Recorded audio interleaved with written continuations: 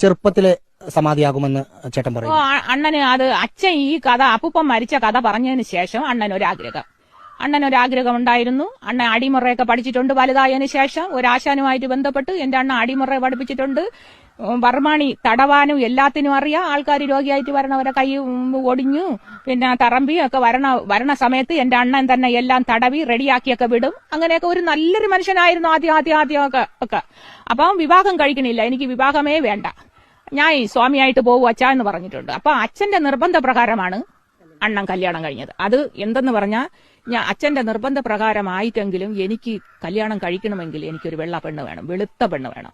ഈ വെളുത്ത പെണ്ണിനെ കിട്ടാൻ കരുതി തേടി ഇവൻ നടന്നു. അങ്ങനെ ഇരിക്കുമ്പോഴാണ് മലയൻകീഴ് ക്ഷേത്രത്തിൽ തൊഴുതോണ്ട് നിന്നപ്പം 2 പെൺകുട്ടികളെ കണ്ട്. അങ്ങനെ അവളെ കണ്ടിഷ്ടപ്പെട്ടു.